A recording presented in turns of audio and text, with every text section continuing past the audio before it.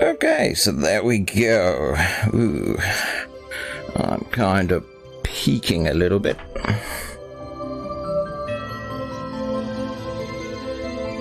It should be okay. I don't want to exit out of the game.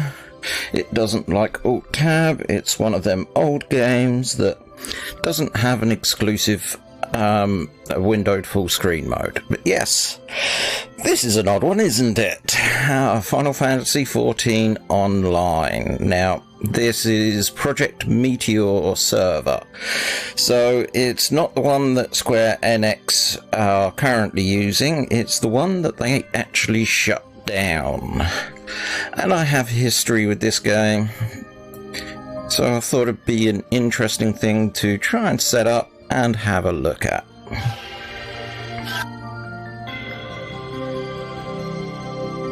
There was a lot of hoops I had to jump through to get this working. It's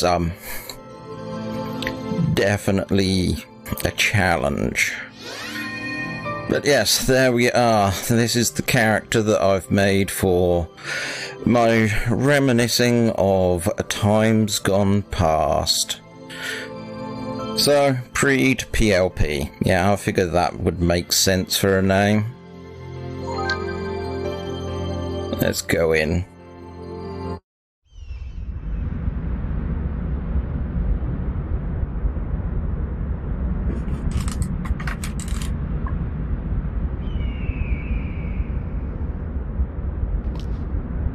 Hey, daylight, I like that. Right, first thing we need to do is this.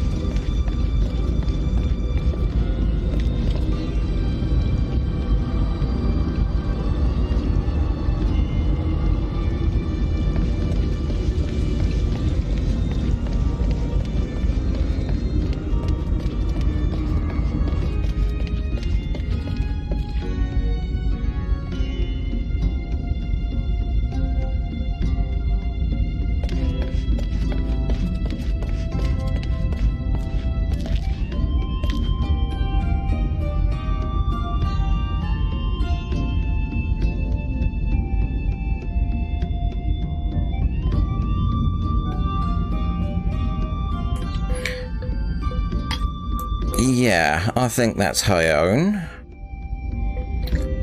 And what would happen is if you was playing Final Fantasy and you beat everything to the comet at the end of the game, basically, once you did the final mission, you had one quest left that you could do. That one quest was to visit all the shrines, and you would interact with each one of these things, and with that, basically, you would get a little key item. Once you got all 12, you would get them converted into a ring, which you can keep going into the release of 2.0, which my legacy character still has. If I remember right, yeah. All these doors are going to be closed down. But it's got... It's weird running around an empty server. I mean, I do get... It does make me think about sort of game preservation. No one's really going to be able to have the experiences that I had with this game, because that version of the game no longer exists. The game is out there, but it's a completely different thing now. It's a completely different development team with different ideas and goals in regards to what they actually want to do with this game. I mean, yeah, there we are. We're going to come across another locked door. But it's such an interesting little thing to be playing about with. I think it's time to go through. I might zoom the camera out a smidgen so I'm not hugging my dude so much. But yes, pretty much everything is here that you would expect to be here. Again, is it here? No, it's here.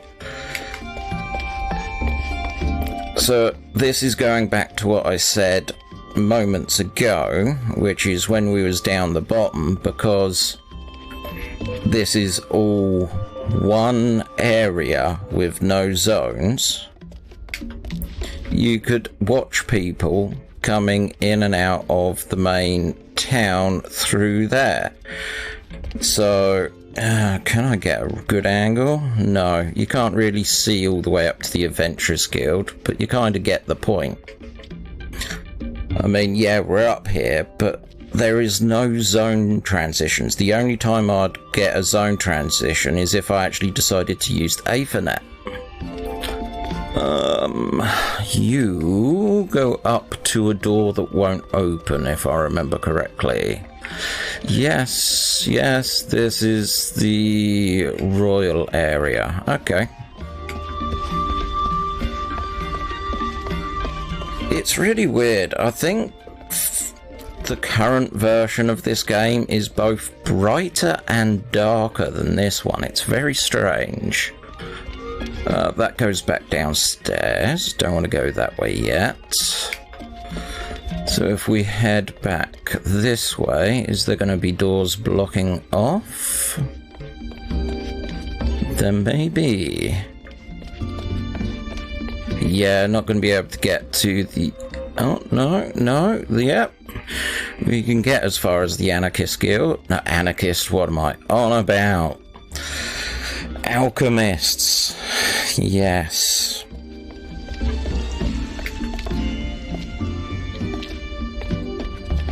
No jump as well. That was another big feature that they wanted to push in 2.0, so I can't go jumping in the water. But it is so nice to just see... It's the same place as 2.0, but it's just different. Perhaps it's the way that I'm the speed that the character's moving and the weight that the character has, it just makes it feel just a little bit different to what I normally experience. Let's get rid of that. God, I'm in bad habits from using a controller in Final Fantasy XIV. I keep meaning to bring up the map, which is done by the X button, and X button is that. To get up the map, I actually have to press start. There I go again. So we can head back down here as I run into things. The next bit that I want to get to is back outside so we can get some sunlight for a while. And no, the last sprint doesn't work. I do have a command to be able to teleport, but so far every single time I've tried teleporting, about 9 times out of 10 I end up in geometry, so I would like to avoid that if possible, because it's not easy to get out of said geometry. Okay, I had to pick the wrong way to come down.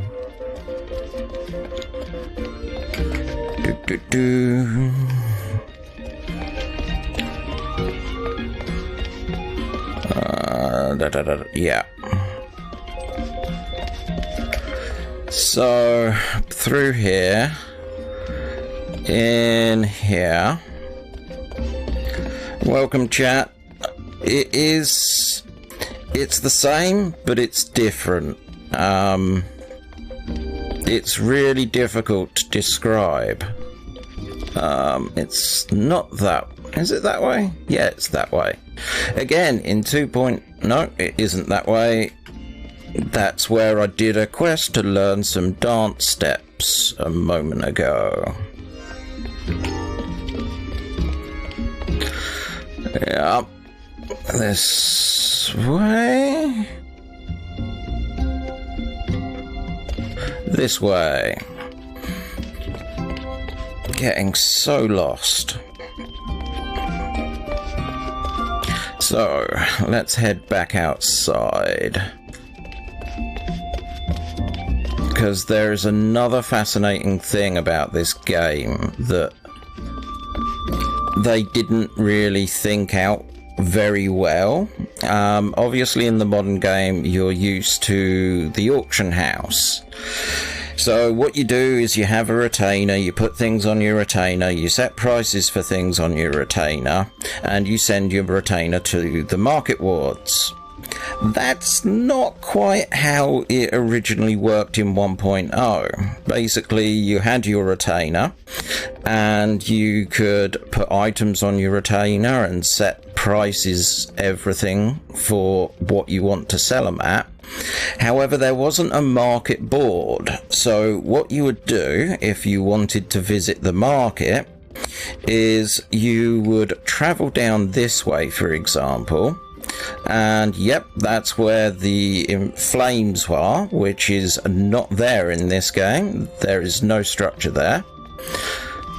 You have the athelate, which again, it's not loading, but just here you have this, an archway.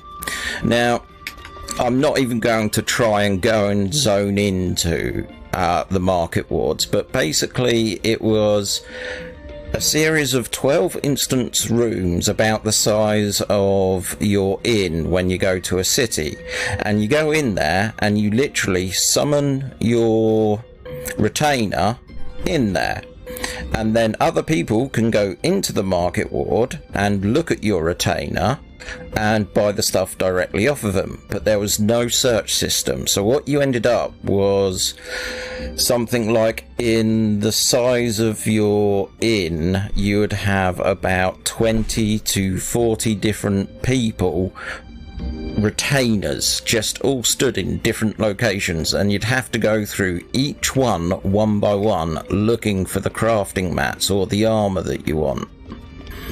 This is all pretty much the same. Obviously you got the Puglis Guild there, but again, sign of things to come. This far back, there's your dice. And this room still hasn't been opened in 2.0. So there's a lot of instances where they've kept things in from Final Fantasy 1.0 in the map and in the design, but they still haven't implemented it because there's a gunnery section in Ul'dah place, and that's just the downstairs of the Marauders Guild, whilst we was being told that's where the Musketeer class was going to be coming. Again, no zone. Such a weird thing to cope with. But saying no zone means I've got to actually tackle the big problem here now. The big problem. So you can see how having no zones in the game works for cities, but that's because it can unload parts of the city that you're not in. So when you transition from a city to the outside, they cheated. They relied on what was all the fad in current, well, at the time, PlayStation 3 and Xbox 360 games, which was streaming. So instead of having a loading screen, you had the equivalent of the elevator ride in Mass Effect. So you go to one of these corridors, and each city had like a really long bridge or a long tunnel, and then you literally just pop out and you are in the overworld. Which, now, anyone that's played 2.0 kind of knows that entrance and is probably looking for like a river round here and a waterfall and a geyser. Yeah, about that.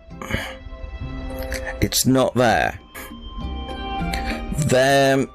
They got criticised for this, which is if you sit down and look at the map, you'll notice that there are certain patterns. If you look at the dark brown lines on the terrain, there's quite a few that are repeated or just rotated 90 degrees and put down again. All the zones were criticised for using copy and paste design in regards to their world, and I do admit it does have a lot of that in there, but because they went for that system, they went on sheer scope and scale for a region. All this is the current region that I'm in. So yeah, this is Camp Drybone. So along here there's now a bridge that you go across, and there's ruins down here. So Camp Drybone map is up there, and Al Mahab, which has your Hatay dungeon, is this section down here. And then you actually have the southern of the area, which is right down there.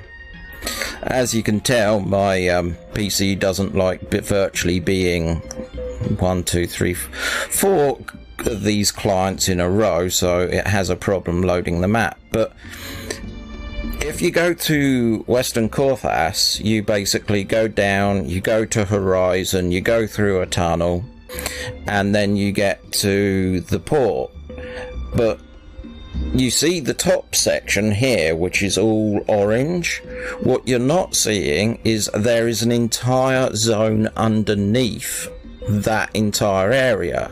There is an entire cave network underneath that site, and all that's sort of missing. It makes... oh, yeah.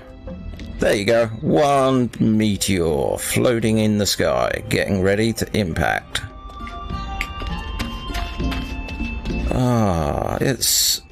It's really weird because I have so many memories of this version of the game. Like when night would come out, you'd have skeletons, and if you used a blunt attack on the skeletons, you had a chance that you would actually knock off their head, and it would change the behavior of the mob in regards to how it would try and kill you.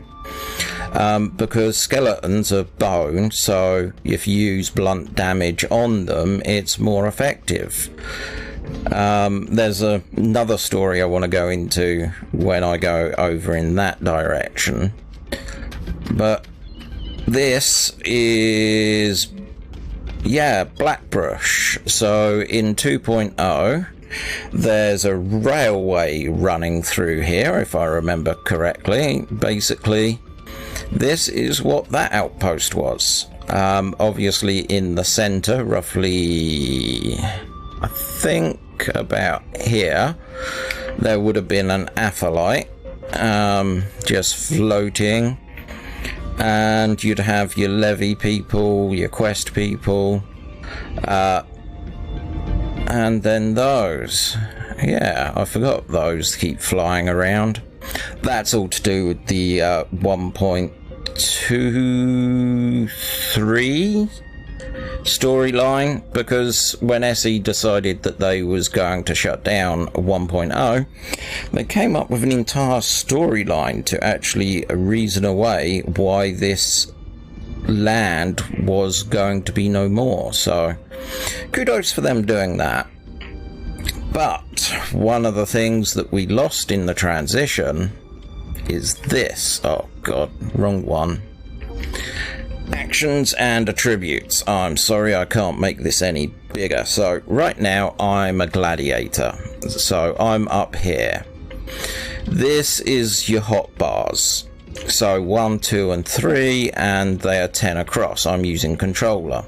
What it would do is your hotbar, if you've ever had a chocolate called a Toblerone, where it's like triangular, but you can sort of flip it, roll it over 3 sides, that's how your hotbar worked. So you could navigate your skills going left and right, but you also had up and down, which would change which row of your hotbars you was on.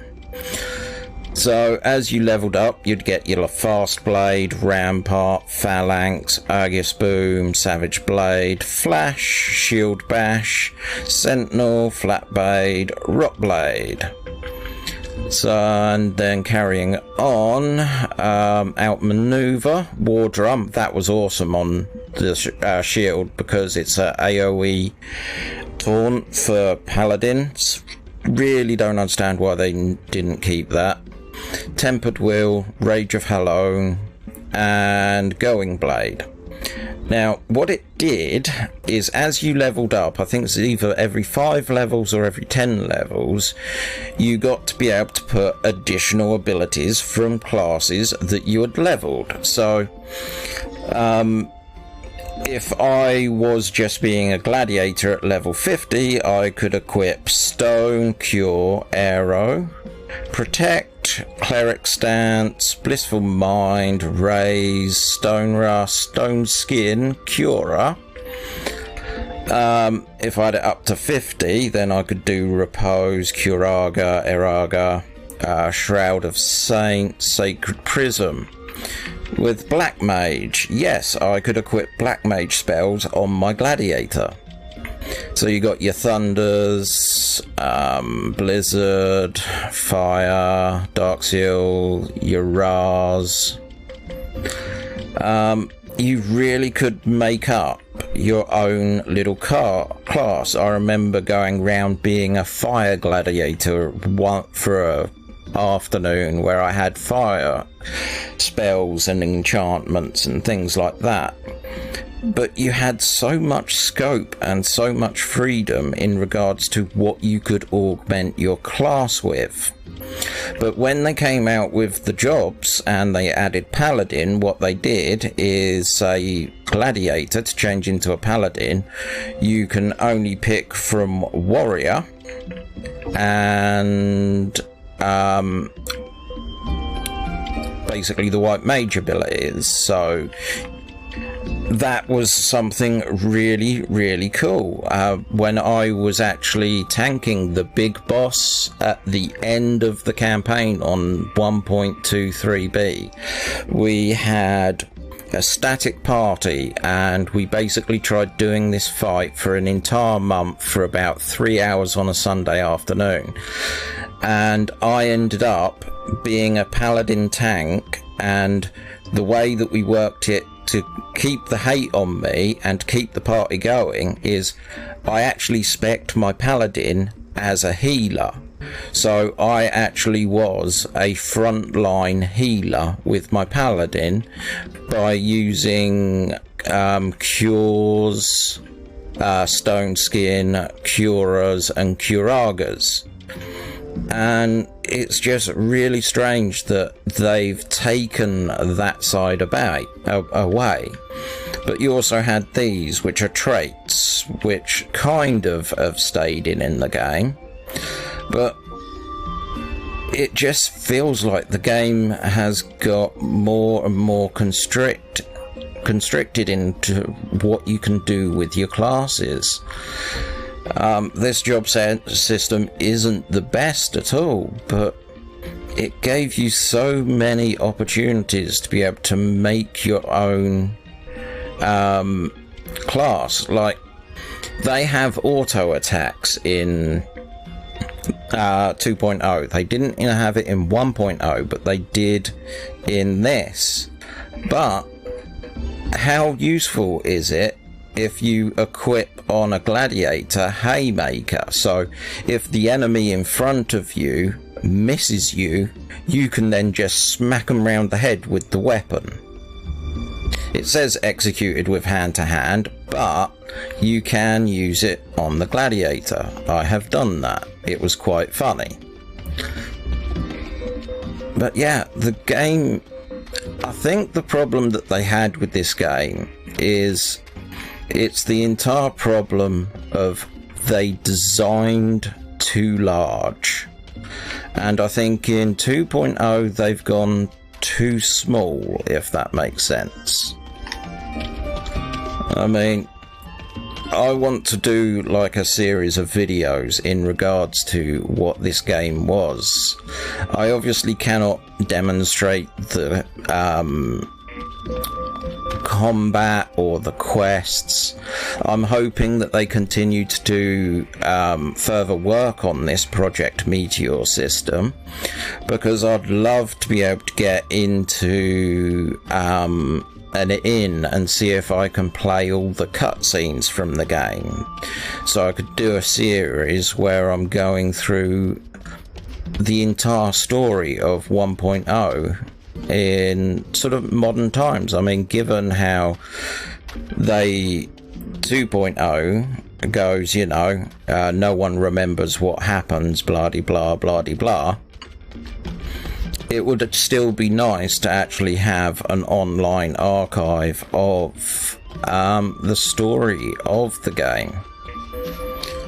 And that's something that I'd really like to do. So again, we're getting to one of those situations where we got what would be a zone, but if you see, we've now got our elevator bit from Mass Effect, where you've got this thin stretch between two large areas where it gets very narrow and you have to follow a predefined path. Yeah, I mean, it did get annoying in the day, but it does kind of add to the entire idea that you're playing in a continuous world.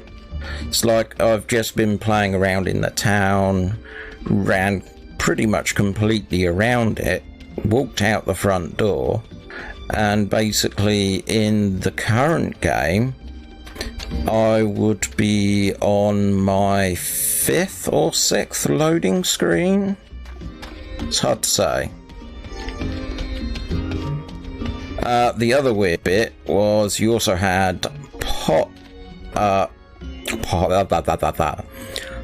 point allotment, so you could actually put points in your strength, vitality, dexterity, intelligence, mind, and petty, and it was unique for each class. So my gladiator, as I said, for that 1.23 fight, I ended up putting more points into mine, so my cures were a little bit better. But that's just on the gladiator class.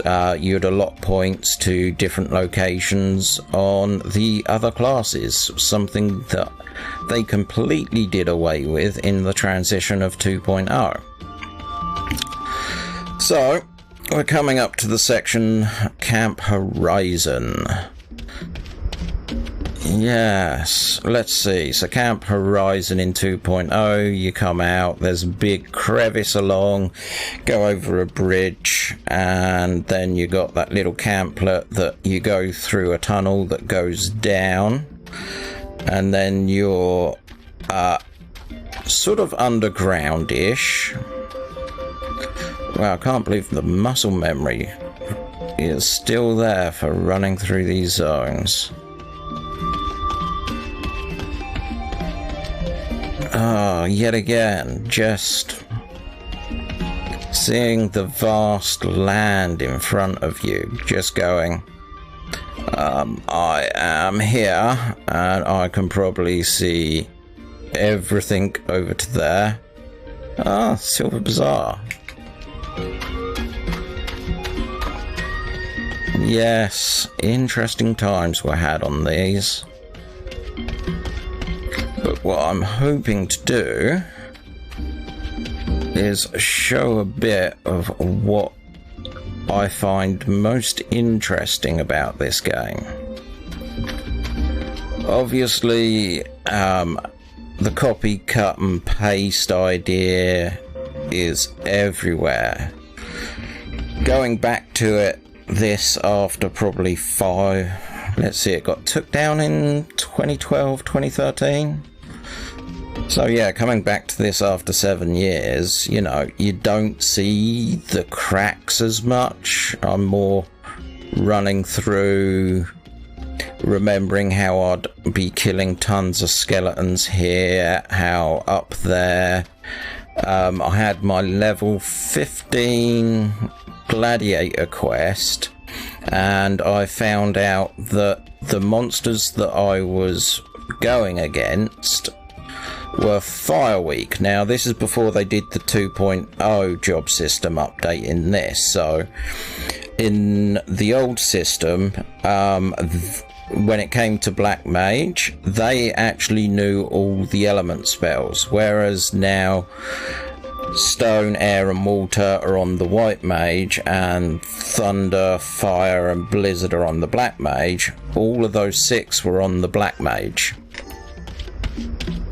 So in my eyes, they was proper Black Mages. But they also had the N spells, so you could put any N element on your weapon, and you had all the spike spells as well. You got all the rank 1s of those at about level 14 or 16 Black Mage. So as I knew that there's weak to fire, I basically had N-Fire 1 on my bar, I had Blaze Spikes on my bar, and I had fire as well. So I went into this instant zone basically as, you could call it, a red mage, even though red mage class has only just been implemented in Final Fantasy XIV 2.0. But yet in 1.0 you could make your own red mage.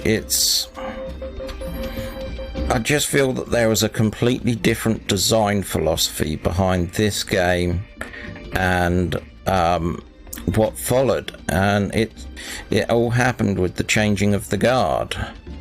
I mean, these are what they called settlements, so these became new mini quest hubs for the local area. The town versions of it would regularly get invaded, and you would have to go there and defend them, and you'd get points for that. But as said, in 2.0, once you get to Horizon, you go down this shaft, as to say, and you go downstairs, and you get this watery bit where there's normally vultures and crabs, and then you go through it and you get to Vesper Bay, or you can go south a bit. Well, this is that equivalent. So you've basically just gone down this tunnel, and as you can see, Vesper Bay is just coming up. There's the light source for it, and it's a beautiful feel of, you know, you've literally gone seamlessly from one location to another. We'll come back to what's over there in a minute. This is one of the many things that I want to have a look at with this game. So, let's see. Through here. Come down. And this sort of tunnel you should recognise to Vesper Bay, because, you know, it's where you go to the quicksands. However, this location isn't quite how you know it in the modern time. It's a little bit more gutted, a little bit more simpler. The features are there, you can sort of see where everything came from, but the point of this location was just to be the ferry port, because you'd go here, buy a ticket, and then you'd get on a ferry and you'd go across the ocean and go to Lumilasa. Oh, I hate pronouncing that place. But yes, here's the difference though. In this game, you'd have to come down and wait for the boat, because the boats were on a timetable. You'd get on the boat, because it'd stay in port for about 30 seconds. Then you'd get a cutscene of the boat leaving, and then you've got about a 15-minute journey on the boat to get there. And sometimes there could be monsters on the deck. People could go fresh sea fishing off the ferries. Again, it adds to that entire concept of the world being a real place, a consistent place. I still love that lean you get on the character if you try and turn. Just feels so much more weighted. So yes, keep going up, and let's visit, go to places that I may not remember having been to, because just as I was coming in here I said let's keep this in mind for later, because right now we're in the brown stuff, dark brown stuff, which would be like blocked off in 2.0. But no, there's entire cave systems. The main reason that I didn't go exploring in these cave systems is generally Square Enix didn't want you to explore too much, so they put really high level mobs down here, which was just strange. I mean, people ended up working out ways of actually forming parties and leveling off them for stupid amounts of experience. but still, just in like stone's throw of your main city, you've got like level 50 to level 70 mobs. It's just not done as much these days. I mean, when you step outside of Ul'dah in the modern one, you got a load of level 1s, and then there's a level 12 tortoise. It's not quite the same, but this game just has more scale, more little things to run around and get lost in. It's like when 2.1 it was around 2.0, they added another section underneath main Lenorska, and I literally went into a cave system and I got lost in caves for an afternoon. I worked my way all the way to the bottom and found an interesting mob to fight that dropped something actually really quite interesting and good. But it took me the entire afternoon to try and work out where exactly I was, and then I had to try and work out where the exit was, and then where I am in relation to both, and it just wasn't going that well. All in all, a bad time. So yes, might have a look up there if time permits. Okay. Have I gone this way?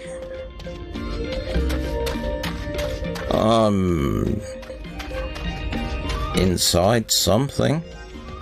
I think that's a mountain above me. Is this just going to go round in a circle?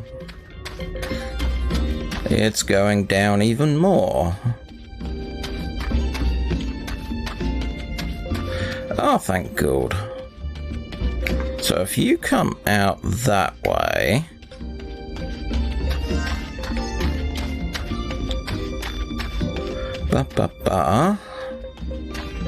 what's the other hole for? Should be on my right, right?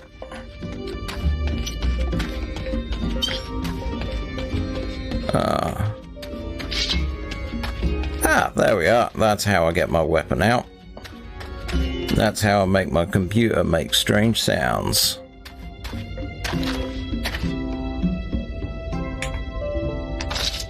Yep, that's definitely how I make my computer make strange sounds.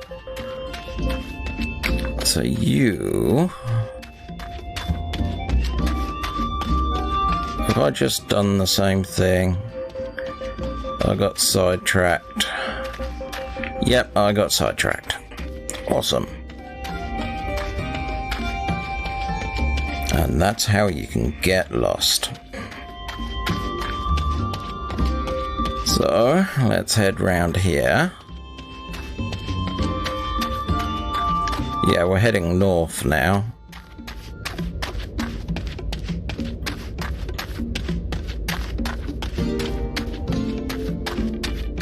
Huh. Okay, I'm getting lost. I'm getting lost.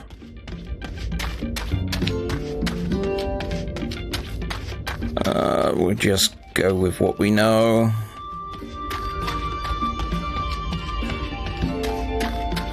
See, that's the other thing. These are your maps. They don't really go up and down in level in relation to where you are, because that would have been helpful.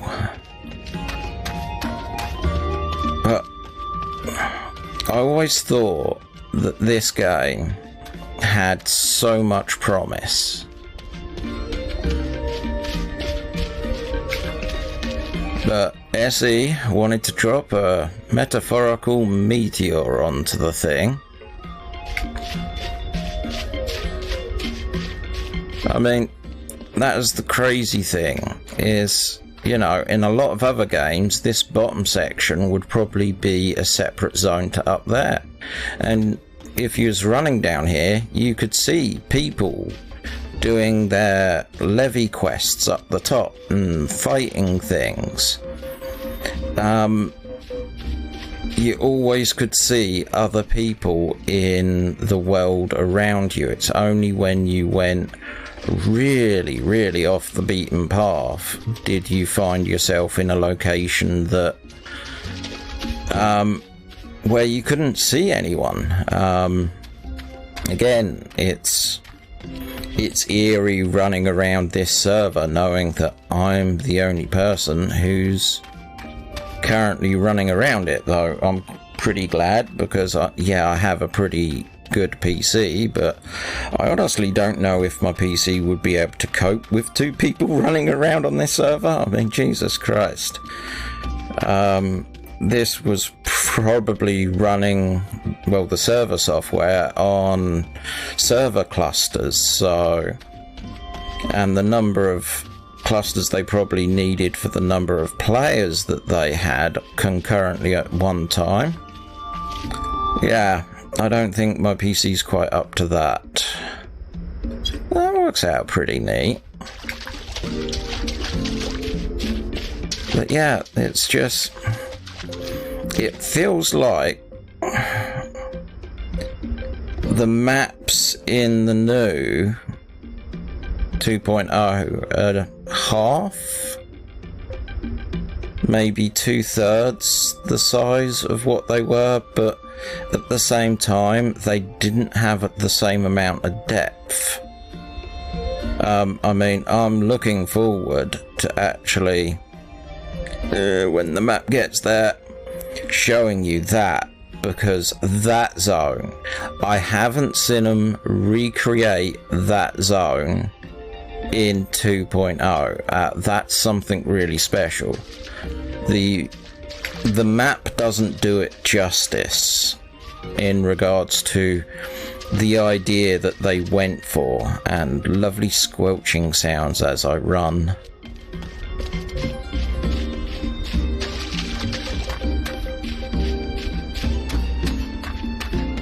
At least the good news about when they did this is they got to be able to reuse all the music, because it was technically all the same locations. They had basically the assets of the towns locked in. As I showed, they did keep a lot of aspects of the towns that were promised to be new features coming and new classes. However, those classes never...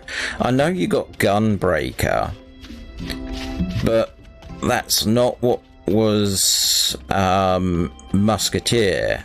I mean, there was a really bad update done at one point, and people data mined that particular update, and what it turned out was they'd accidentally put in some of the Musketeer skills into the game, and people was working out how to actually implement those into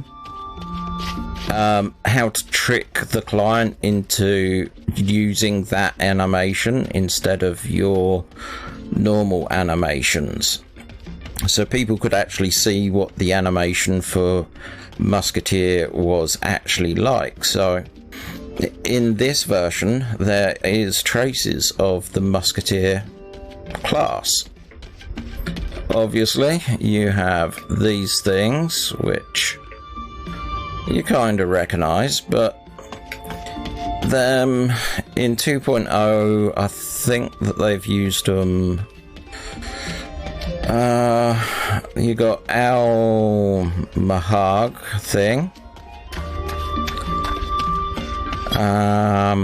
Where else?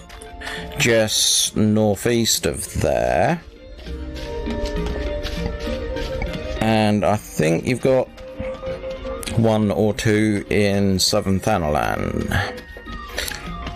Oh, running toward the meteor. That's a bad idea.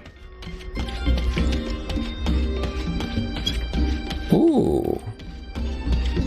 Now there's a thought. I can go to Copperbell Mines. I just got to remember how to get there.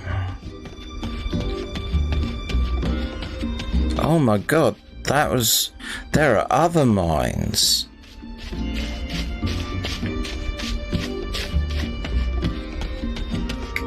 I forgot about that. There's two, maybe three different mines. Because there was one. Yeah. There's a mines on the main map. Just as you come out. Because that would be the main source of materials for your miner. You'd actually set off into the mines to try and get things.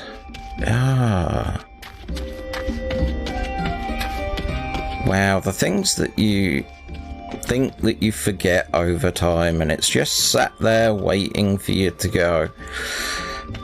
Hear that specific word, and then bing, it all comes back.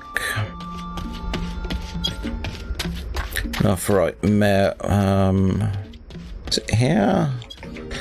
There's an Atholite. I can't remember if there was a town or a settlement around it. Let's just have a quick look, because it would be at the bottom here. Interesting.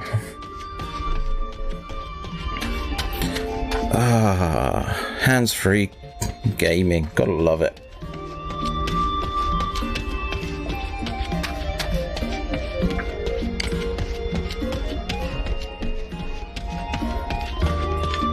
Now, I think there was a couple of people here. But that was it. It was probably just a chocobo and a couple of people by the, what would have been the crystal.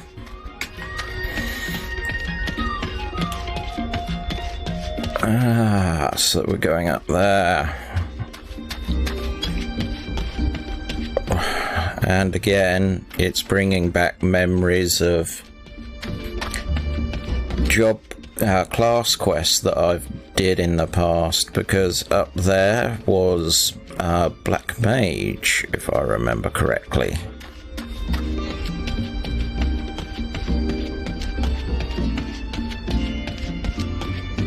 Certainly has a different feel. It's weird.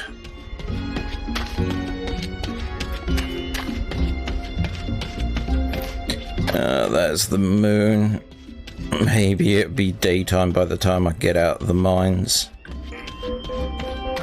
How could I forget that the game had mines?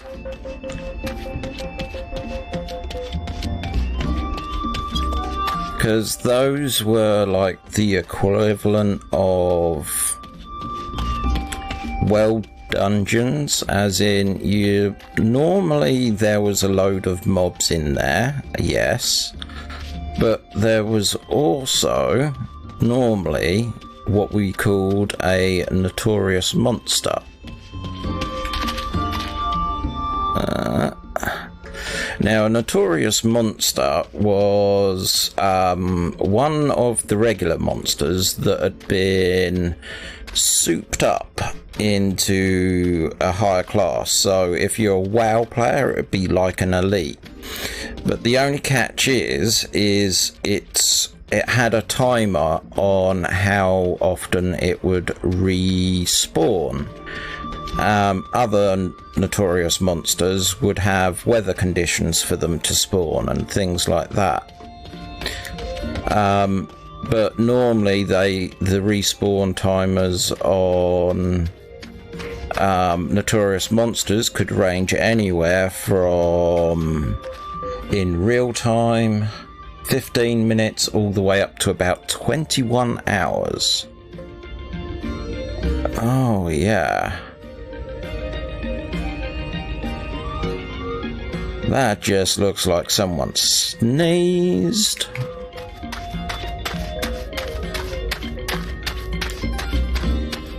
But yeah, this place would have been flooded with lots of people mining. Am I going to come across closed doors? So I think this would have been the local crystal. So you could set your home point here just in case you died. Yeah. That's got a set of stairs.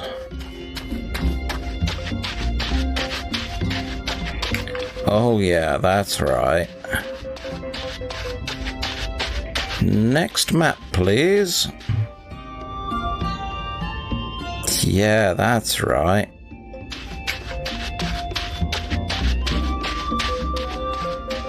These places were huge.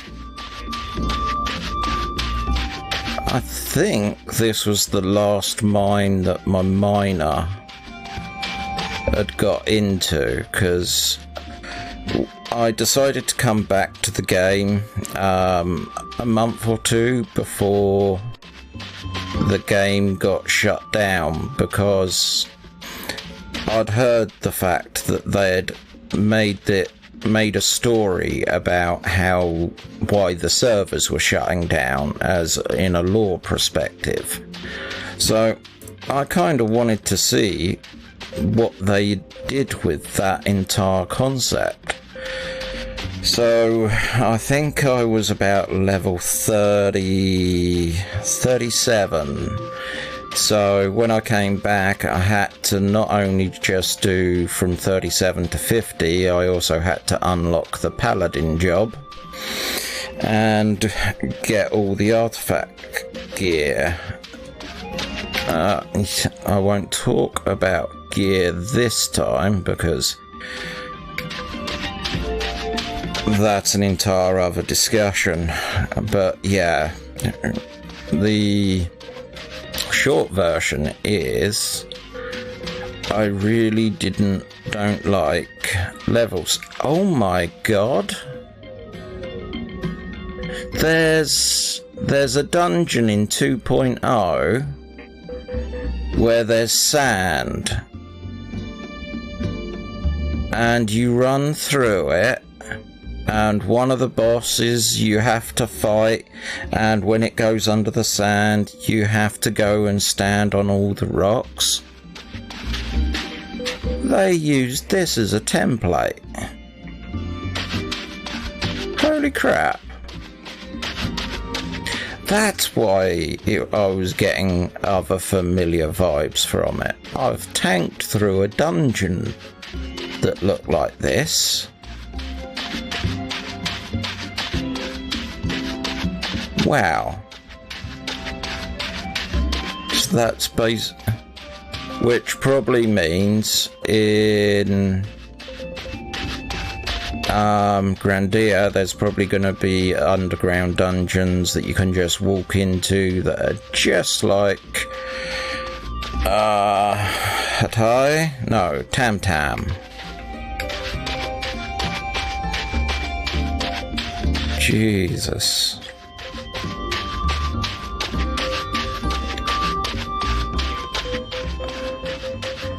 The stuff you just don't think about. So I'm aiming for the other set of stairs, because I never noticed how there was a long tunnel that's fairly straightish before.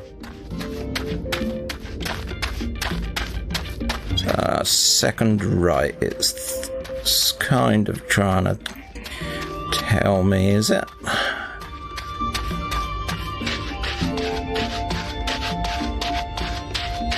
crazy.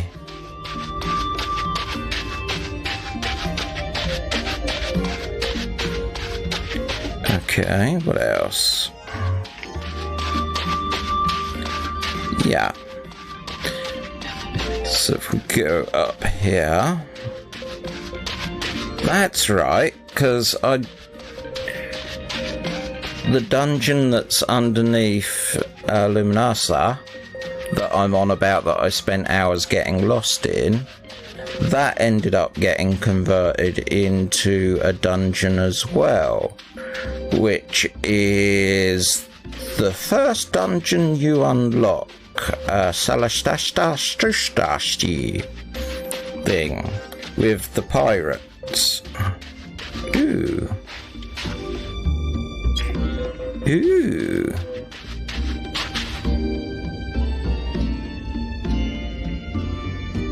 Okay, I'm not going to find out. I'm guessing that that glowy thing would have been interactable.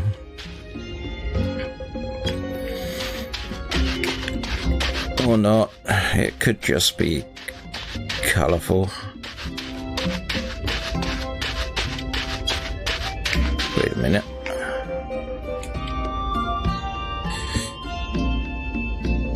It's saying that there's another way into that section.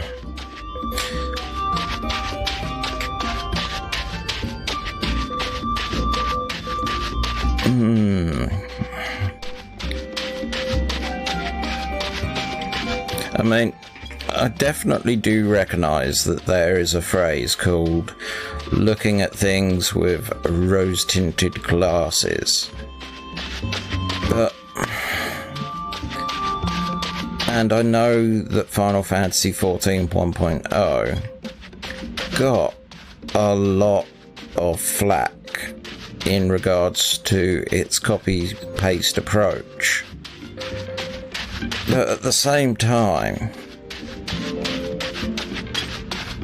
I just think that they was... It's kind of what I think has happened with Star Citizen, where they had a much larger design scope than what they initially went for. Okie doke. That's a one-way, so that's all in regards to a mission. Does that mean if I go this way I can drop down?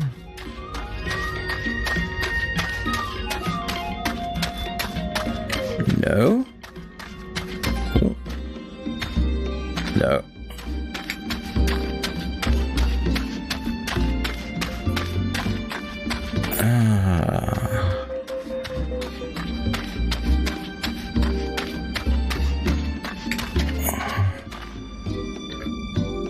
Trying to get my head around the place again. So we can't go that way. Can go this way.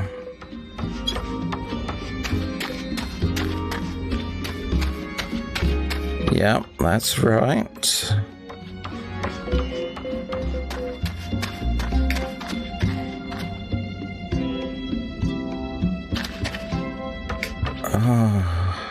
Just keep getting flashes of people in here mining, people in here doing levies, people in some sections in parties killing mobs way higher than themselves to get really nice experience points. Yeah. No. Yes, this way.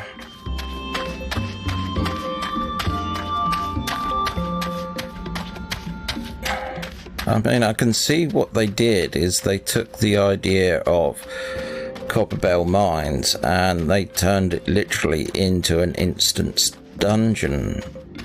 But it actually being a location, to me, is far more interesting. That's one thing you never get used to with 1.0. Working out the things that you can and cannot run over due to angles. But hey ho. Oh, I just came to a door, didn't I? Okay, back it up. So back the way I came. Dun, dun, dun, dun, dun, dun, dun. That goes under, which is not what I want. Go back this way. Cut the hair.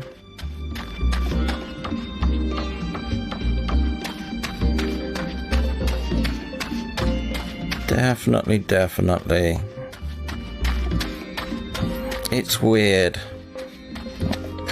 I mean, I understand that companies have got to keep on pushing development of game, and games have got to be profitable, but at the same time, with our new era of games and our always online system and get new content being added and games being rebalanced,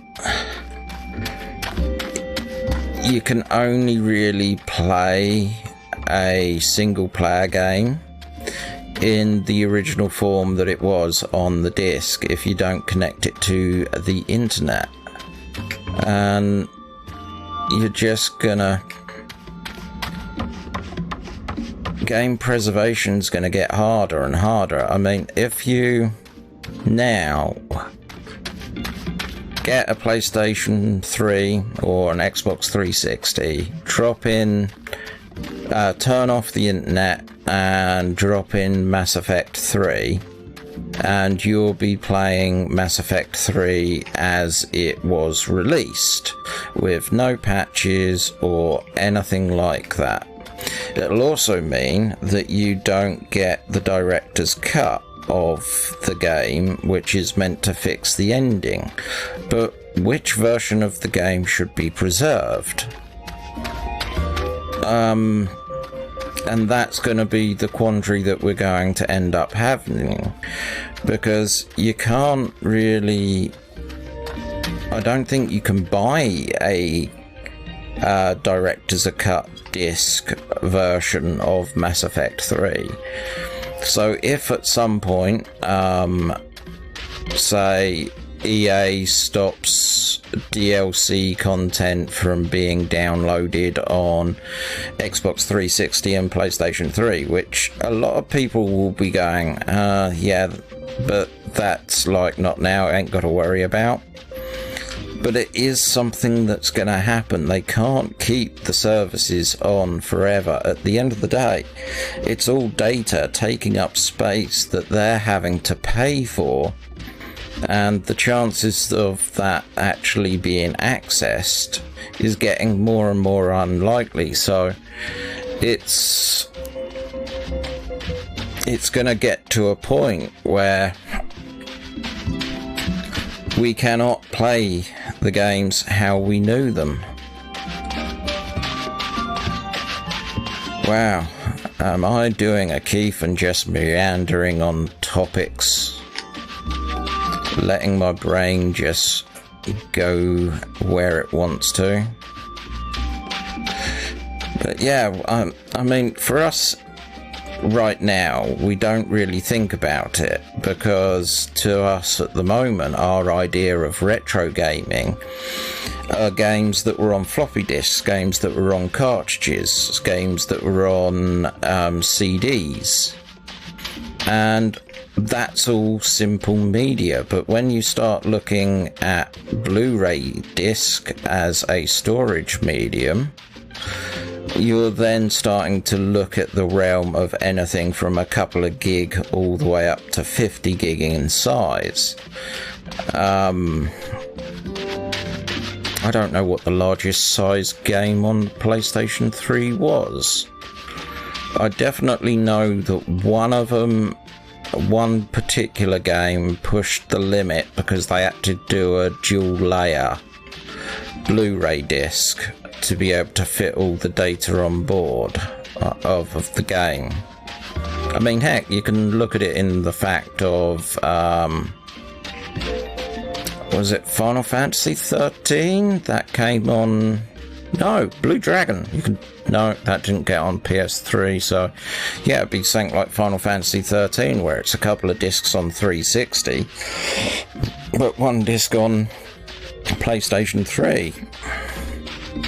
But game consoles like the Xbox One and the PlayStation 4, I do not see how we are going to be able to preserve those games for future generations. Because, yeah, you can play them on a PlayStation 5, but again, that's Sony's plan for the next couple of months. It's not Sony's plan forever. I mean, the PlayStation 2, a lot of people don't sort of realise, but that game actually had updates. But you needed the hard drive expansion, which was never released in the EU. So the updates were not a common thing to actually happen in a game. But with the PlayStation 3 generation, where hard drives became standard, updates became more and more frequent and common. And now it's a given that, like, I like to buy some of the games I Let's Play physical, like Ghosts of Tsushima. But when it comes to it, when I inserted that disc, as soon as I inserted it, it went, wait, even though you got the disc, I need to copy it on the hard drive, and I also need to download an update.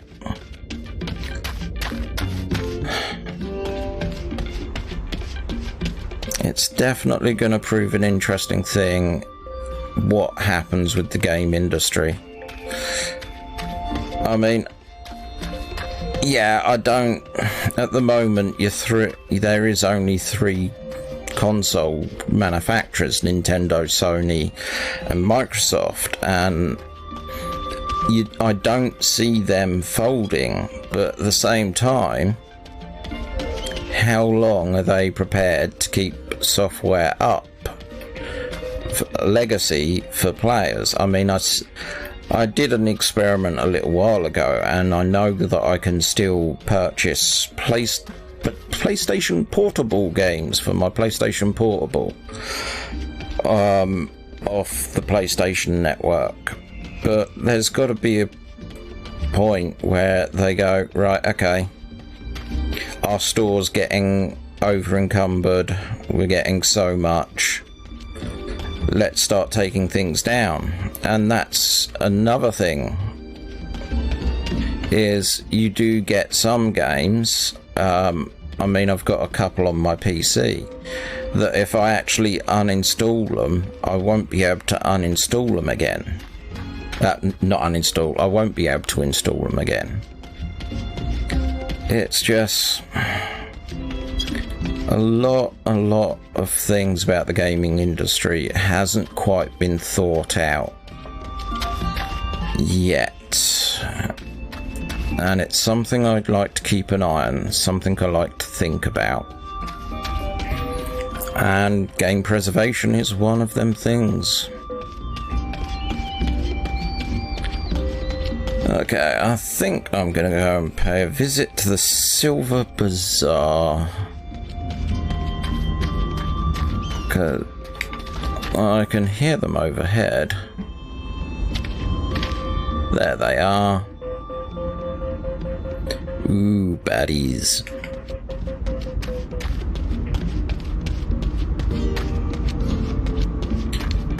like I say, changing topic again, my aim is kind of, with this, to chop about this, what I'm streaming and uploading the parts onto YouTube into sections. Hopefully I can actually work out a good place to cut stuff, because I do want to go through these maps. I do want to sort of look at the things that I probably never took the time before to take in. Because yes, I can get this working now, but will I be able to get it working in 5 years' time? But at the same time, perhaps they could have it working better at the same time, so I could actually fight stuff. But the issue with that entire side of it is you do need the original code from Square Enix, because all the software that I'm doing is emulating code in regards to packet information on my location. It can't really pass what I'm actually doing in the world, which is why I can't interact with things, doors don't open, and so forth.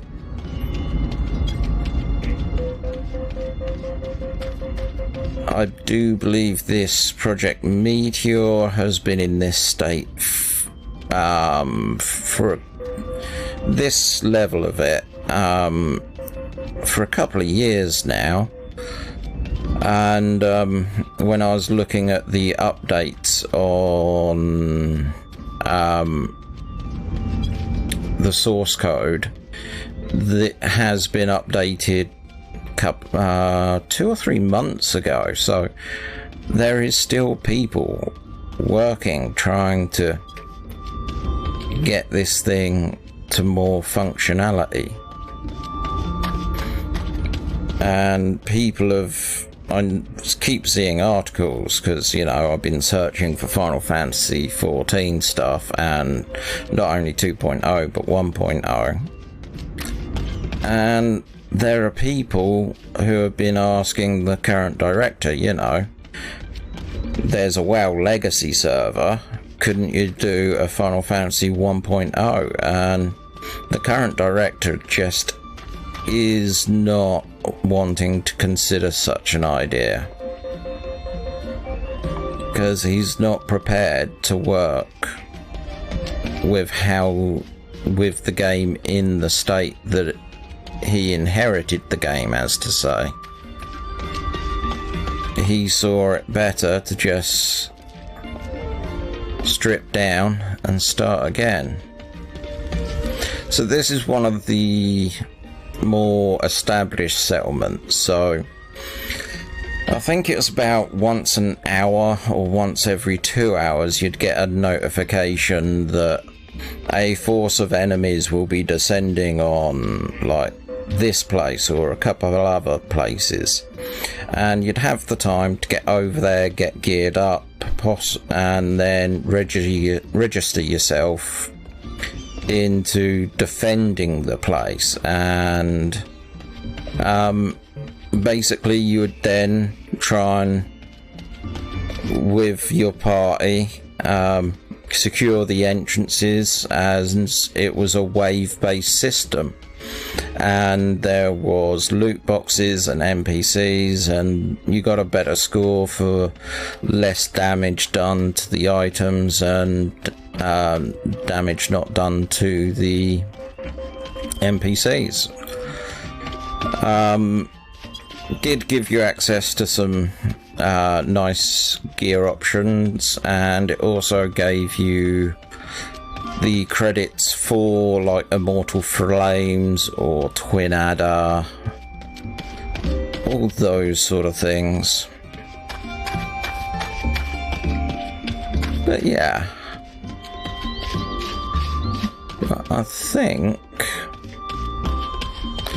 both that location up there won't be very interesting because that was job related.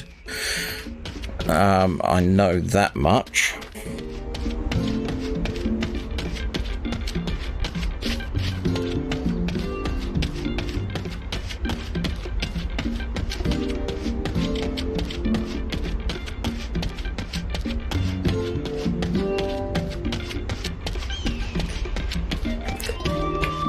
Well, at least you can tell when I mute the mic, the map appears on the screen. You should really change it from the M key for PC games.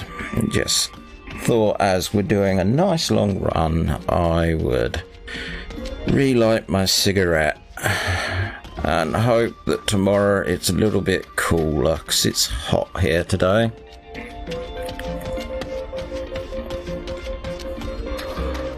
This is the second attempt that I had at trying to get a Project Meteor server working, but I did it, last time I did it, it was, I could get it to load, but that was a couple of years ago, but as soon as I tried moving, after 60 seconds, if you see there's like a green circle flashing at the top right, which is send and receive, that would go to 0 and 0, then after another 25 seconds it'd go orange from green, then another 25 seconds it'd go red, and then 10 seconds after that it'd go disconnected from server. So I must have done a better job in setting this all up this time. I definitely know that there was a couple of bits that I did different, even though the instructions were the same. I think I had a better understanding of what I was doing this time round.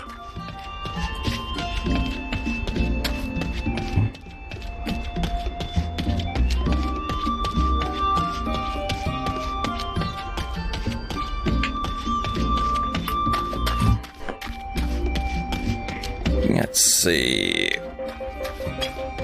Okay, nope, gotta go round here because we can't jump up that ledge. No jump button. Up we go.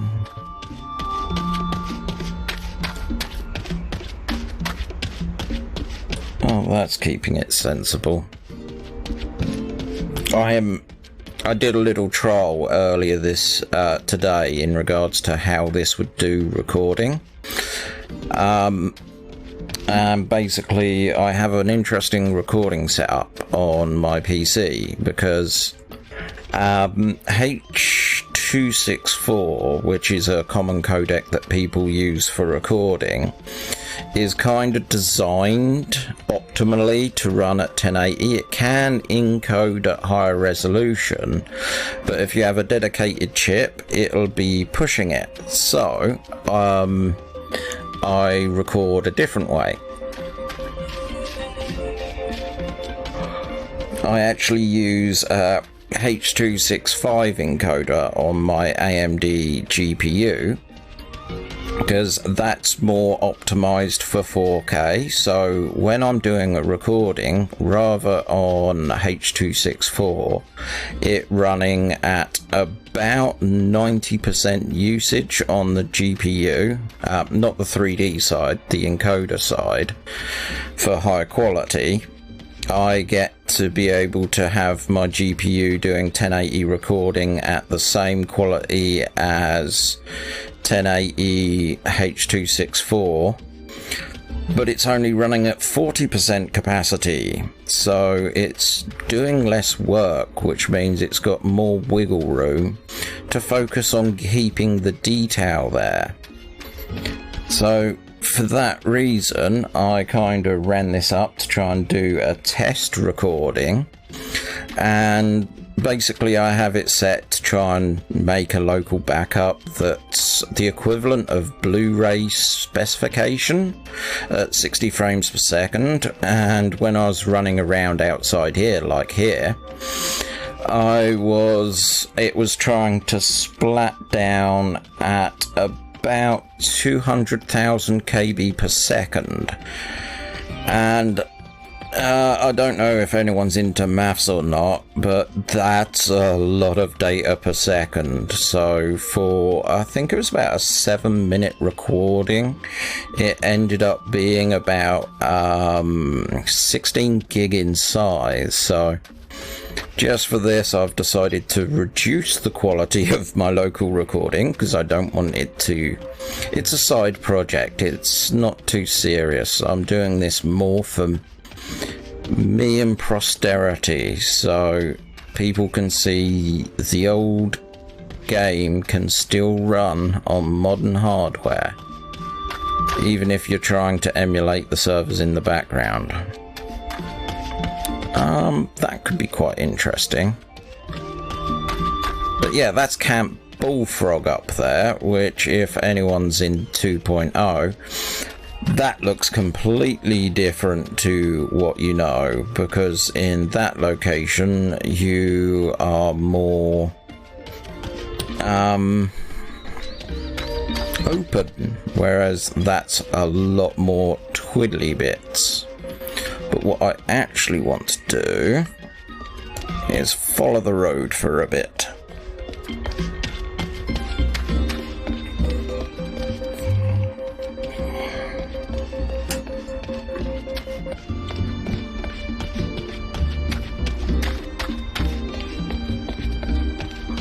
Got AC on, so it keeps putting my cigarette out. So annoying.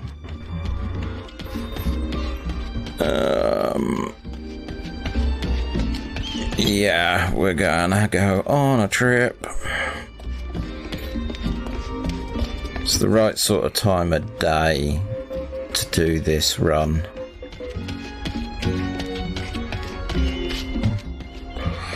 It is quite literally a run as well, which is the worrying bit. Anything else? So yes, obviously you know in 2.0 you have 3 companies. They did not exist in 1.23. You only had link shells. 3 companies is what 1.23 was trying to, well, 1.2 was trying to build toward. So it would allow the idea was it would allow people to band together on their own projects. That's where the entire idea of getting a load of crafters together and being able to make your own airship for your free company came from, and things like that. A lot of the things that you see in the housing was conceptually in this version of the game that they wanted to follow through with.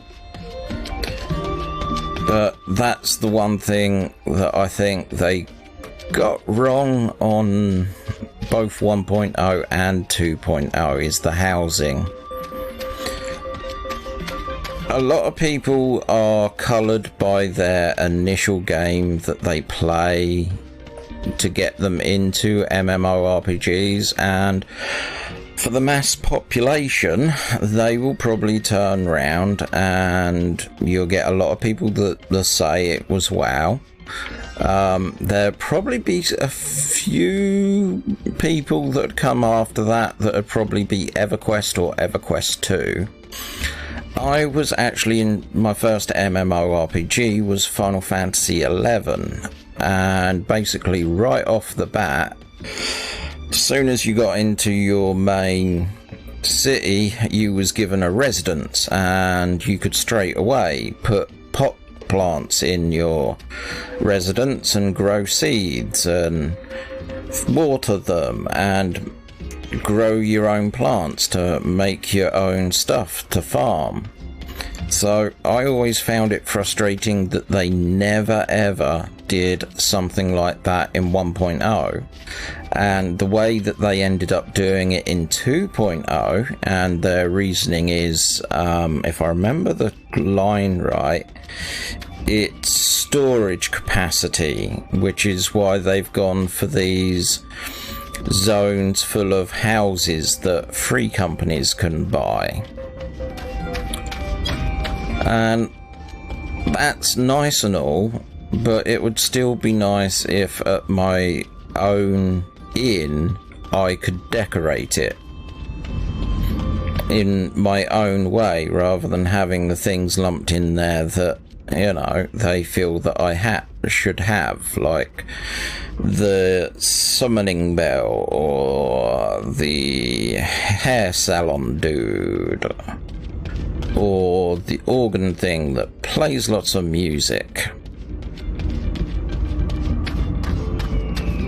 Oh, those are a sight. But I beat you. I beat you in 1.0. It's just, that's the other nice thing.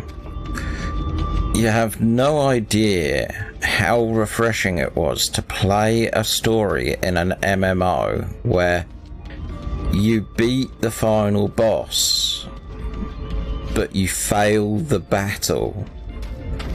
I mean, that's got to have been a first in any online RPG status, because you have this epic battle with the boss and you defeat him, but he'd been too far along in his plans. Oh my god, I forgot. You can go all the way up there. But that's not where I'm going. I want to go down here. So this Drybone? Yeah, Camp Drybone. Again, the camps were more simple. You know, little fence, 1 or 2 tents, there would be an acolyte, and there'd just be NPCs sat around and a couple of guards at the entrances and exits. That was pretty much about it. This would have been spider territory, I think. Yeah, I'm sure of it. But back when, before Job System 2.0, the shield was its own class, so as a gladiator I had to level both classes simultaneously, and when I realised that my shield was coming down, not levelling as fast as it should, I set up my tank with the most amount of defence I could find, a shield that had the highest block rate that I could find but the lowest block percentage, and then I'd go and aggro about 4 or 5 of the spiders here and just put my shield up, and in that hope that, you know, all them mobs trying to twat me would get me skill points on my shield. Oh, can we go? Yeah. Can go in there if I wanted. That's not where I'm going. I'm hoping I can get to where I want to be before the sun goes down.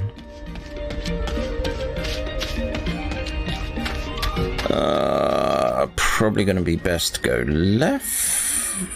Yeah. Well, left on the map, right from my perspective.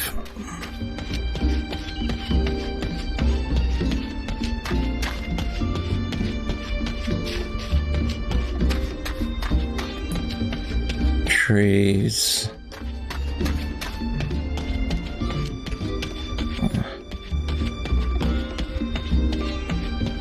I always find this bizarre. What it was to what it is.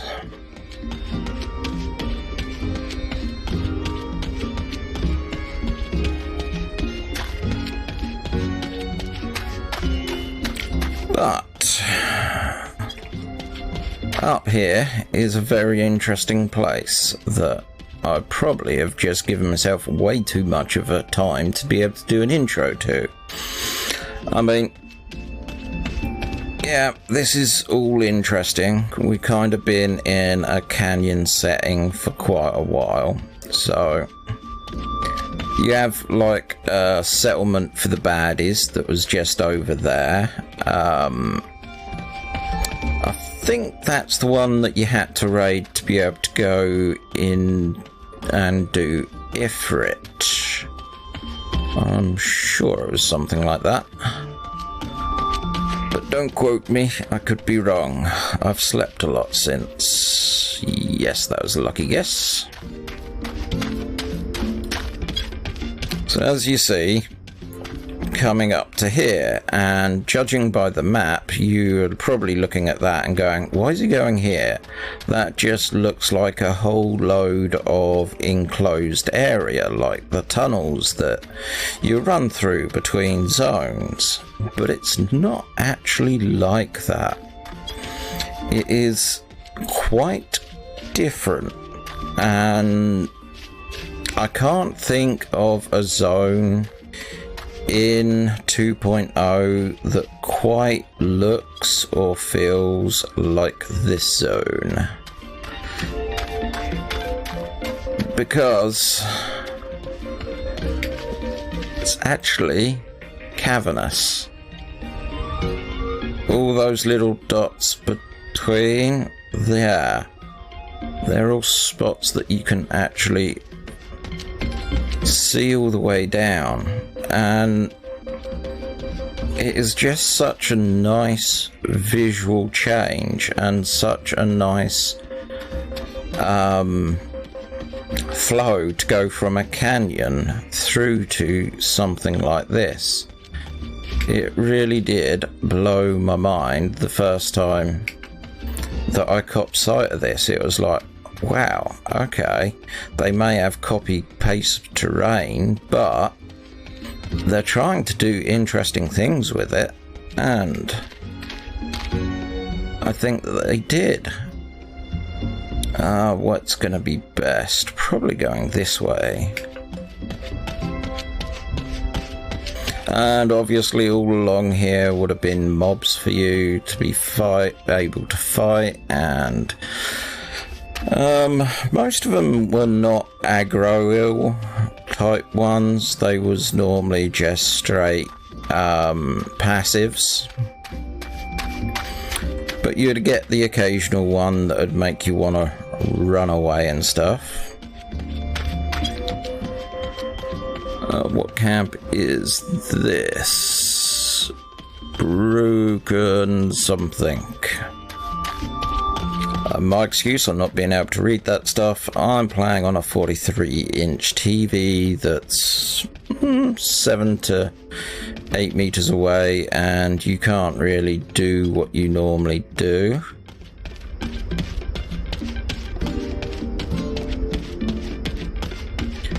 So, another camp that you should know.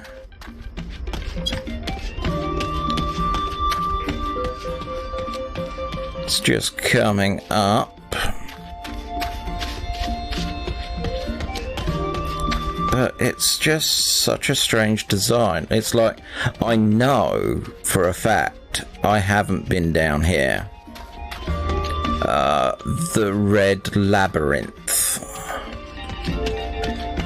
It's one place I could never get past the mobs. However I tried it, I just couldn't. But I think that is probably going to be my target for today. But yeah, another little camp.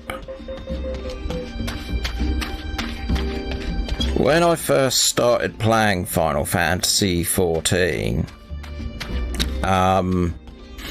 my instant parallel that I thought when I got to playing this game, because chat's just said, you know, the older version gives way more of a feel of a Final Fantasy game, and I do totally agree with that.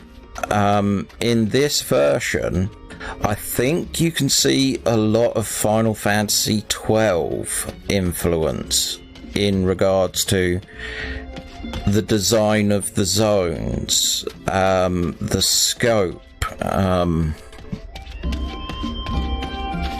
get it back a bit. It does feel more in line with Final Fantasy XII in regards to how it all works. I mean, even when you come back to that, it kind of reminds me again of 12. So where are we? Wrong way! So we want to cut across here.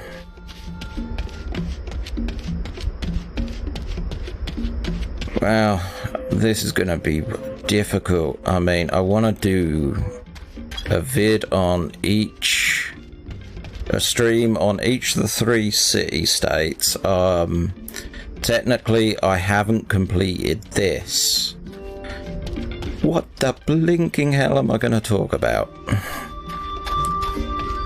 I mean, I'm trying to keep stuff that I talk about relative to the area that I'm in, so I'm only really trying to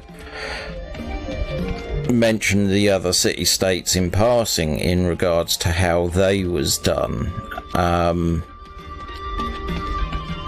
But that's the other weird bit, is when you was outside Ul'dah, when people you could see the airship come and go. And where was it? Oh, I can't remember where they did it. The airships actually dropped off in maps as well. They had a route, so it would be like Ul'dah, somewhere on this map, somewhere in South Shroud, and then Grandia. So, and you could watch the airships take off from outside the city, which was just such a novel idea. They did want it to all sort of feel it's all connected, and the way that they saw that they could do that was by removing zones, as to say. But I know that you wouldn't see it was an optical illusion that they created in regards, because they set the time that the airship would take off, and it would probably just run an animation of a small airship on the local region to where you was of the airship taking off, but it all added to create that illusion of reality that it did kind of work. That when you was in the city, you could see everyone anywhere in the city if you can. Like in Luminasa, if you go to the Adventurers Guild and you turn round and you walk to the big open section and look down at the Atholite, you can see the crystal in 2.0, but in 1.23, if you look down at the crystal, you would see everybody who's near the crystal doing what they're doing. People running past the crystal, people sat down near the crystal doing synthing or doing repairs, NPCs with quest icons over their head. Why do I get the feeling this is going to be more tunnely? Do you like that red glow? What they were probably doing, they were probably just filling this place with big nasty things, I reckon. So you couldn't quite sneak through.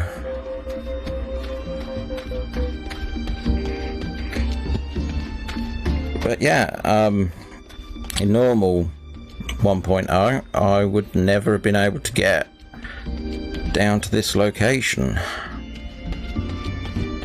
I mean, collecting all the 12, going to all 12 altars of the temples for the religions. That was a nightmare. I had to, one particular place in the Shroud, I ended up having to try and get past level 75s. Ooh. What this be? This be anything?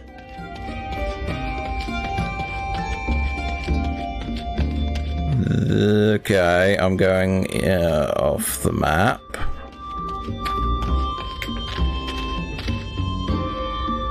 Okay, well, yep, that's a fishing spot. God, you'd have to be a brave fisherman to come all the way out here.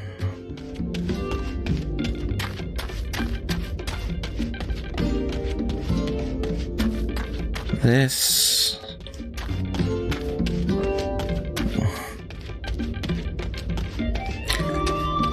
I definitely think if they'd continued developing Final Fantasy XIV how it was, it wouldn't have the broad appeal that it has now.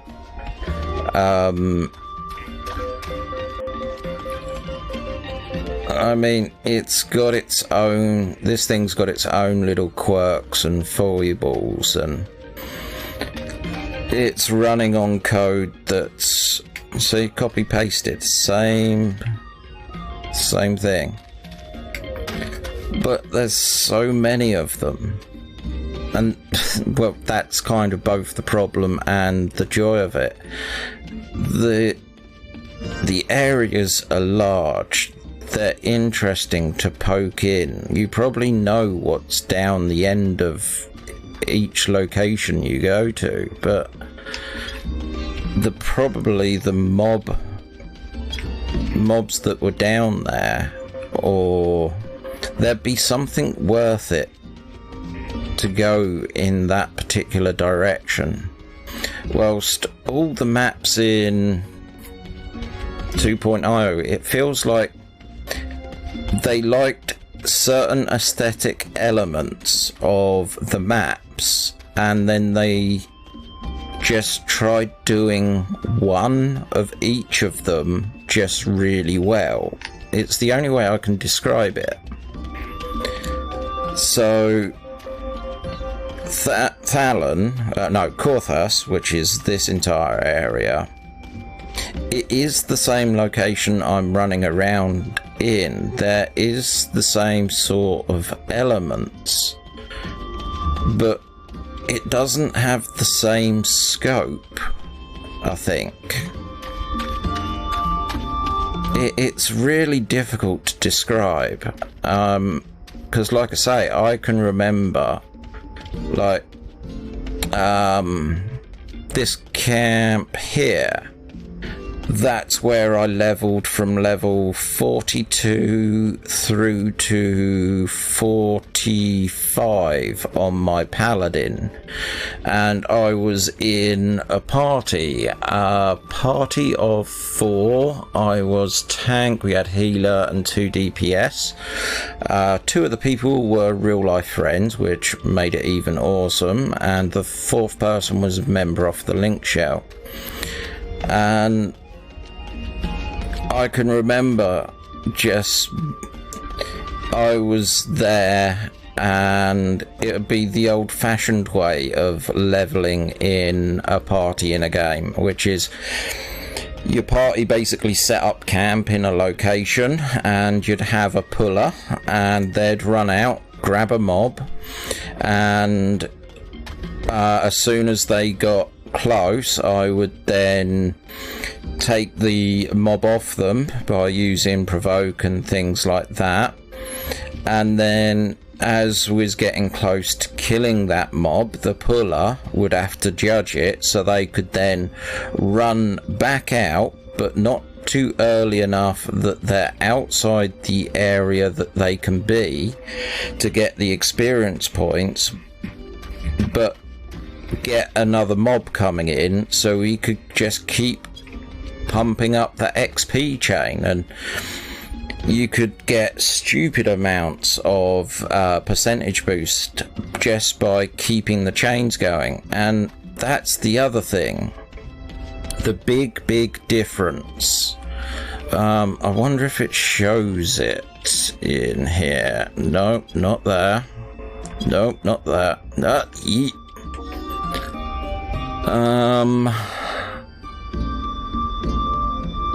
No, it doesn't. Basically, in Final Fantasy XIV 2.0, you have a limit break. As the party progresses, this bar fills up through the dungeon, and once the bar gets up, party members can use said limit break. If a paladin uses it, then it's kind of a buff on defense. If a DPS uses it, does damage. If a healer does it, it does beneficial effects to the entire party.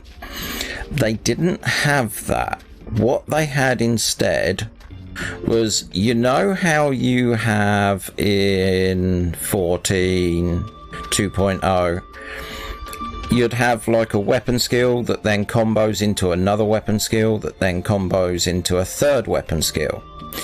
You'd have that system, but the weapon skills could chain with other weapons. So you could do a skill on the sword of, say, Rock Blade, and someone could follow it up with Twin Snakes, say, and you'd get an effect. And then if someone then did another weapon skill after the effect finished, you'd get a third effect, and you could chain these effects. So you could take a relatively high level monster down fairly quickly, providing you knew what elemental weakness, because that's the other thing that this game had, was monsters had weaknesses. So you had to plan your party based on and what you're doing based on what it's weak to, because the Black Mage had access to all the elemental spells, and they wanted to make that useful. So everything had elemental weaknesses, and then you had the White Mage only had Banish, which was basically holy damage, which made them really good at sort of undead creatures.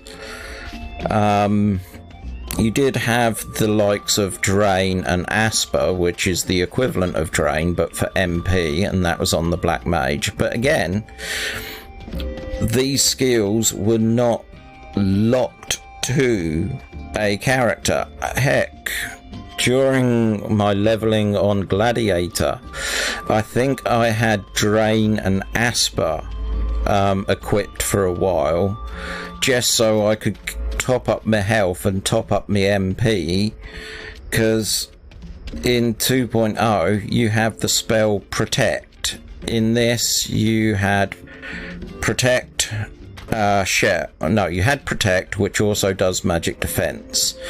In this you had Protect, and then you had Shell, which is the magic defense one. And then 10 levels later you learn the version 2 of Protect and Shell, and then 10 levels later you learn the level 3 version of those until you get up to Protect 4.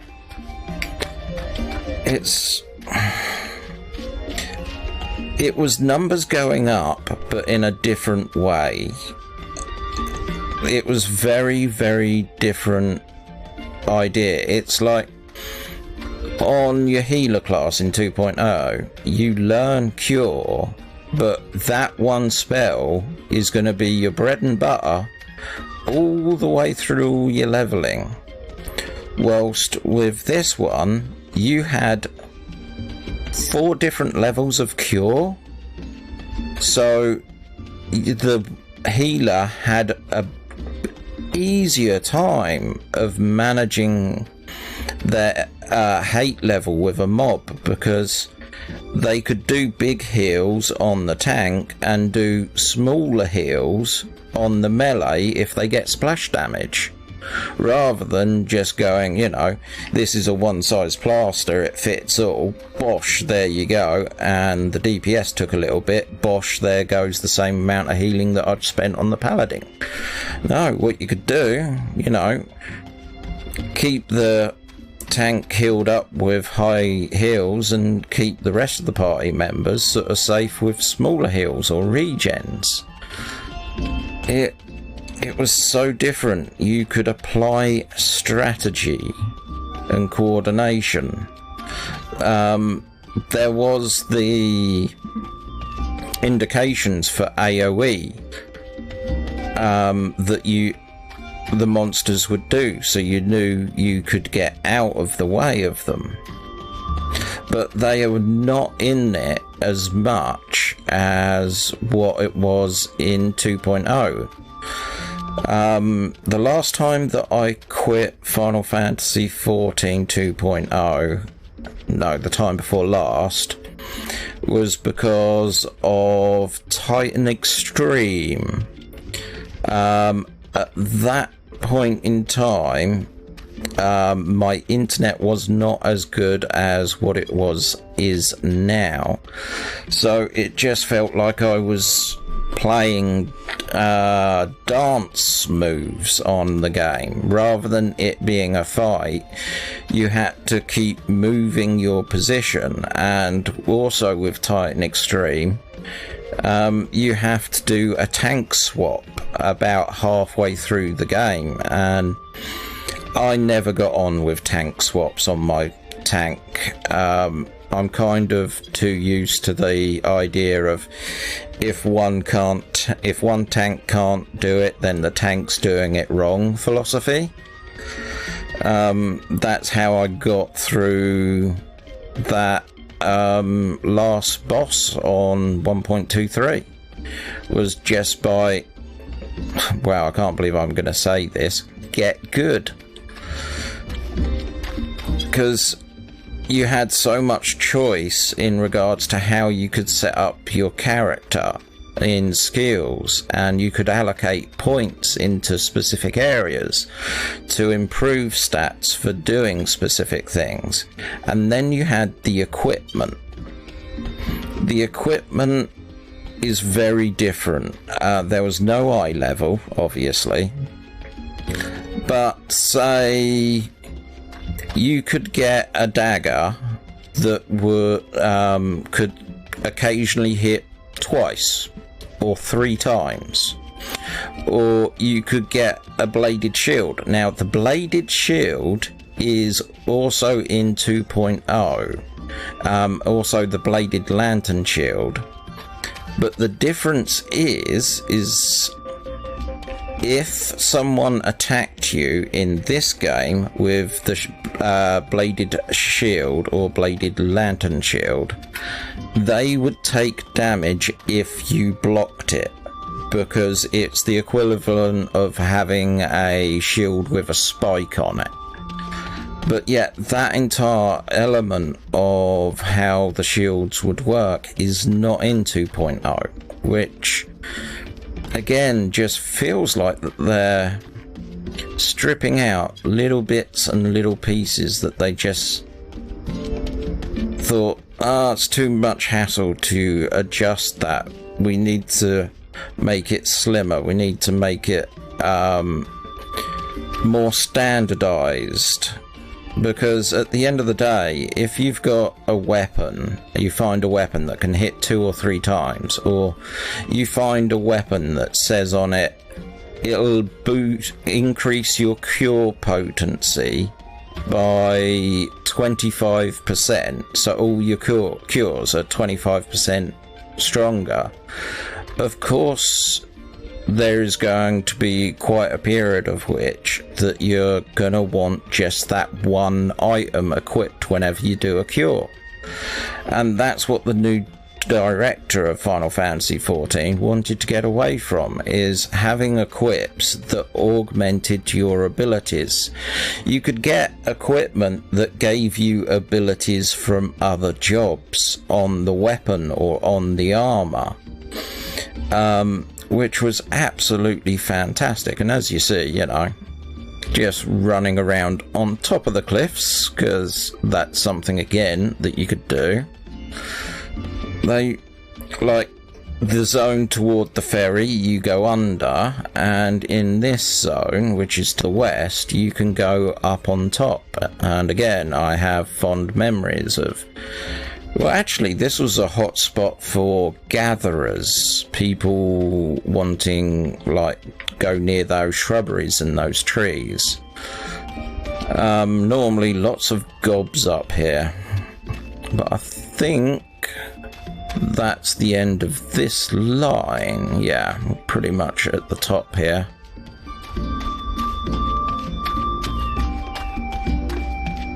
But again, you can kind of...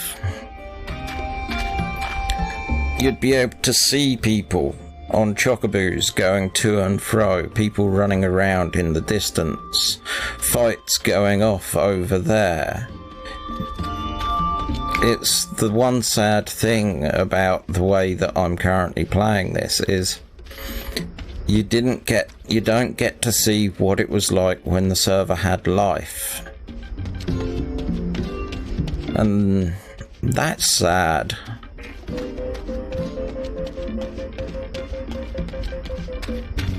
Don't get me wrong, Final Fantasy XIV is good for what it is.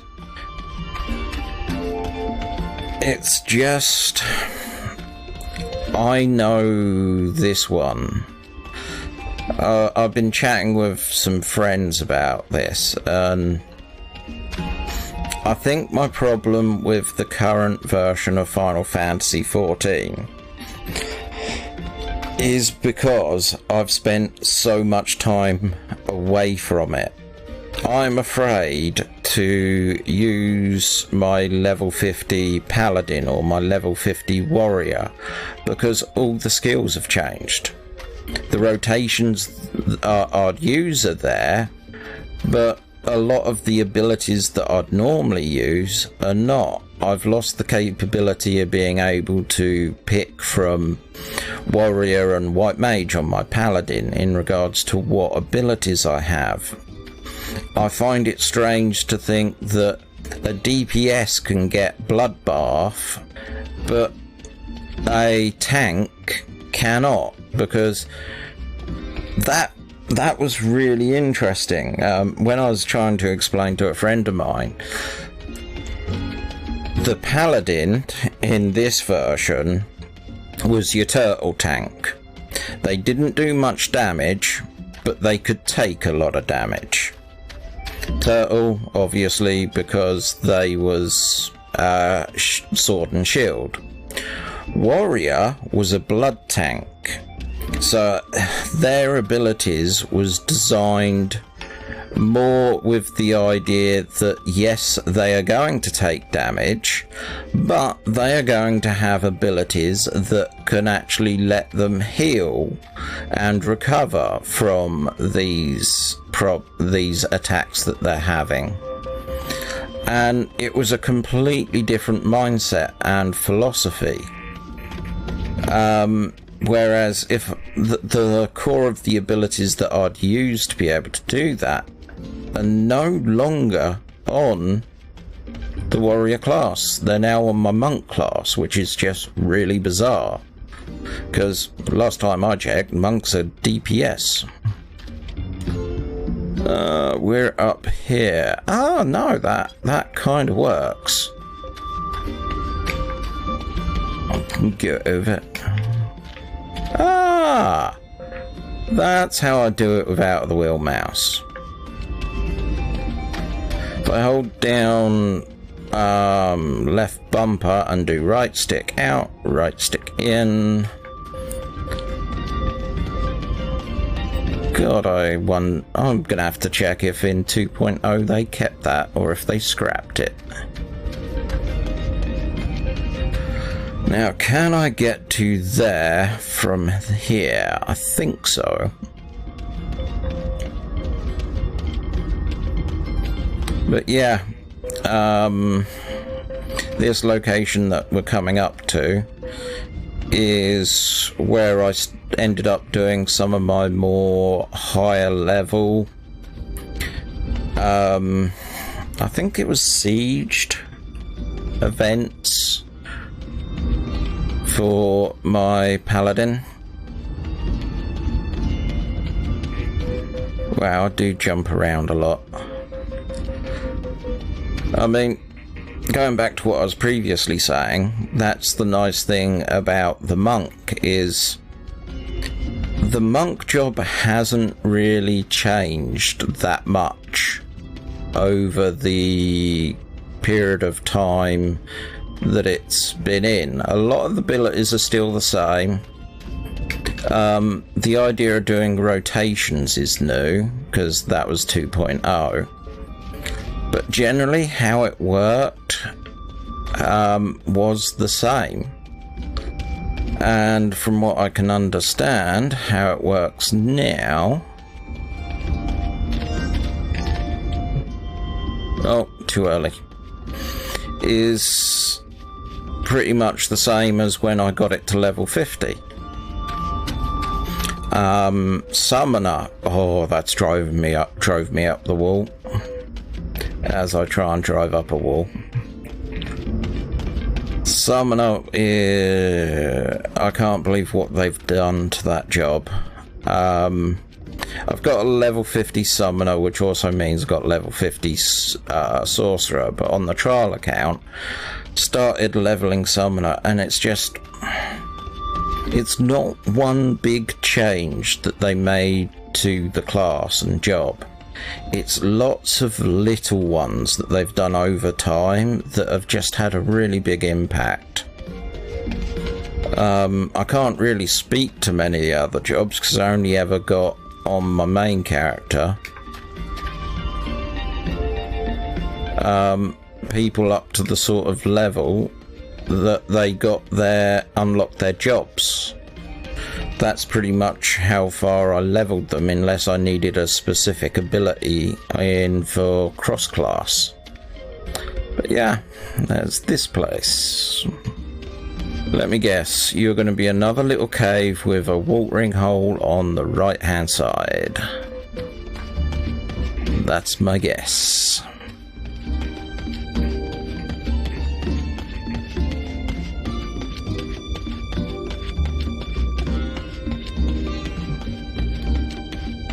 Certainly looks like it.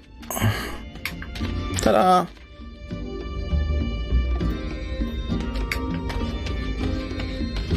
Wow.